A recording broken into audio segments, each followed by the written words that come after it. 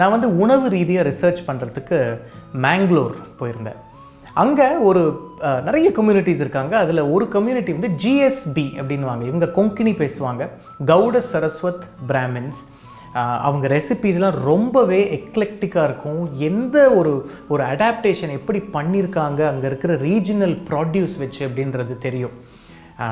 அதில் ஒரு ரெசிபி வந்து என்னோடய ரொம்ப க்ளோஸ் ஃபேமிலி ஃப்ரெண்ட் வந்து எனக்கு சொல்லி கொடுத்தாங்க. சில வெஜிடபிள்ஸ் வந்து சில பேருக்கு பிடிக்காது, பட் அது வேறு விதமாக பண்ணால் பிடிக்கும். அந்த மாதிரி ஒரு ரெசிபி தான் இன்றைக்கி நம்ம பார்க்க போகிறது. So let's watch what that recipe is.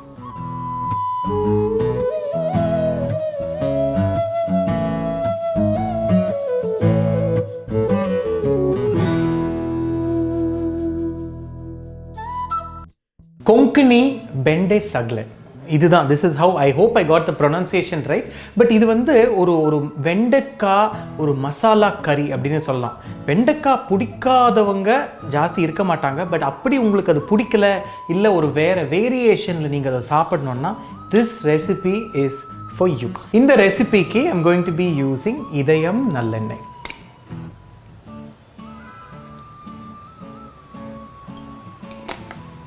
இதில் வந்து ஒரு 2 ஸ்டெப் இருக்குது. முதல்ல வந்து நம்ம அந்த வெண்டைக்காவோட அந்த குழக்குழப்பு போகிறதுக்கு கொஞ்சம் ஃப்ரை பண்ணிக்கணும்.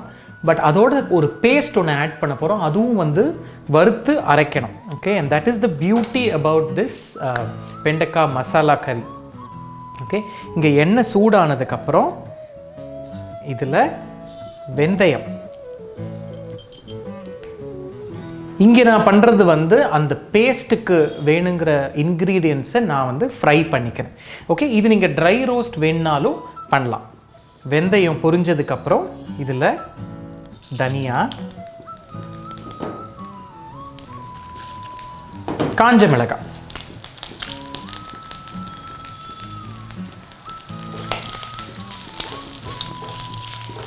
எப்போவுமே இந்த மாதிரி நீங்கள் ஸ்பைசஸ் வெந்தயம் அப்புறம் தனியா ஏதான ஃப்ரை பண்ணும்போது மிதமான தீயில வச்சு ஃப்ரை பண்ணுங்கள். ஏன்னா உங்களுக்கு உள் வரைக்கும் அது நல்லா பொரியணும். அப்போ தான் வந்து அந்த ஸ்பைஸுக்கே வந்து ஒரு மரியாதை அப்படின்னு சொல்லலாம். சரியா? ஸோ இது இங்கே ஃப்ரை ஆகிட்டு இருக்கட்டும். இங்கே எண்ணெய் சூடானதுக்கப்புறம் இதில் நம்ம கட் பண்ண வெண்டைக்காய், இது என்ன ஒரு 8லேருந்து ஒரு 10 வெண்டைக்காய் இருக்கும் வச்சுக்கோங்களேன், அதை இதில் போட்டு ஜஸ்ட் ஃப்ரை மிதமான தீயில நல்லா ஃப்ரை பண்ணிக்கோங்க. கொஞ்சம் அந்த ஓரத்தில் வந்து கொஞ்சம் ப்ரௌன் ஆகணும். இங்கே பாருங்கள், நம்ம ஆட் பண்ண தனியாவும் வெந்தயமும் நல்ல கலர் மாறி இருக்கு. இந்த ஸ்டேஜில் என்ன பண்ணணும், சின்ன புளி, இங்கே பார்த்தீங்கன்னாலே தெரியும், இது என்ன ஒரு மீடியம் சைஸ் நெல்லிக்காய் அளவு வச்சுக்கோங்களேன், அதையும் இதில் போட்டுக்கணும். அதோட ஒரு கப்பு அளவுக்கு தேங்காய் வந்து ரொம்ப ப்ரௌன் ஆகக்கூடாது, சும்மா ஒரே ஒரு பெரட்டு பண்ணிங்கன்னா போதும்.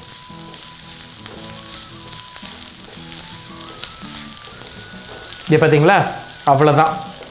ஸோ இந்த மசாலா நான் ஃப்ரை பண்ணி வச்சுருக்கிறது, you see the color of தேங்காய் மாறவே இல்லை பாருங்கள், அப்படியே இருக்குது. இப்போ இதை கூல் டவுன் பண்ணி நல்லா ஒரு பேஸ்ட்டாக அரைச்சிக்கணும்.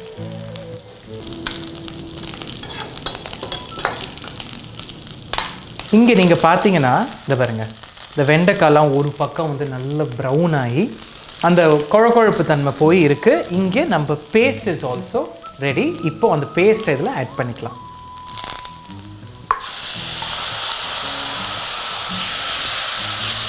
இதில் நம்ம இன்னும் உப்பு ஆட் பண்ணலை, ஸோ கொஞ்சம் உப்பு.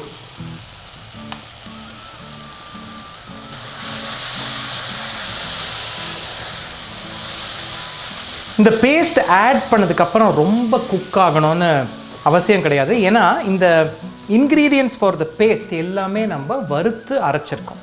இந்த சப்ஜியை 2 விதமாக பண்ணலாம். ஓகே, ஒன்று உங்களுக்கு கிரேவியாக வேணும்னா இந்த மாதிரி இதுவே வந்து ஒரு திக்கர் கிரேவின்னு வச்சுக்கோங்களேன். கொஞ்சம் தண்ணியாக வேணும்னா நீங்கள் தண்ணியாக பண்ணலாம், செமி கிரேவியாக வேணும்னா அப்படியும் பண்ணலாம்.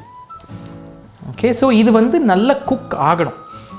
வெண்டைக்காய் வந்து இது வந்து ரொம்ப அப்படியே குக்காய் அந்த மாதிரி இருக்கணும் அவசியம் இல்லை. ஏன்னா நான் இன்றைக்கி ஆட் பண்ணது வந்து ரொம்ப ரொம்ப டெண்டர் வெண்டைக்காய். எனக்கு பர்சனலி அந்த பச்சை கலர் அப்படியே இருந்ததுன்னா ரொம்ப ரொம்ப பிடிக்கும். ஸோ உங்களுக்கு ஏற்ற மாதிரி நீங்கள் குக் பண்ணிக்கோங்க.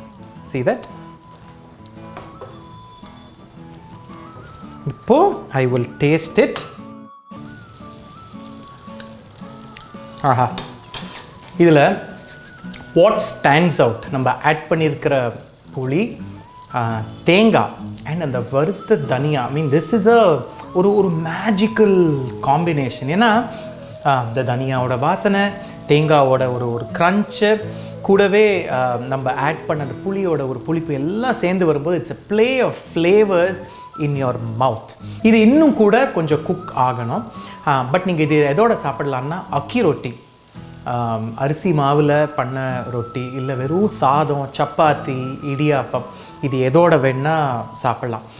இந்த ரெசிபி வந்து நான் மேங்களூர் போகும்போது ஒரு ரொம்ப க்ளோஸ் ஃபேமிலி ஃப்ரெண்டுக்கிட்ட கற்றுக்கிட்டேன். அவங்க வந்து ஸ்பெசிஃபிக்காக அவங்க பேர் சொல்ல வேண்டாம் அப்படின்னு சொல்லியிருக்காங்க. So this recipe and episode is dedicated to them. You know who you are. Cheers. Have a lovely week ahead.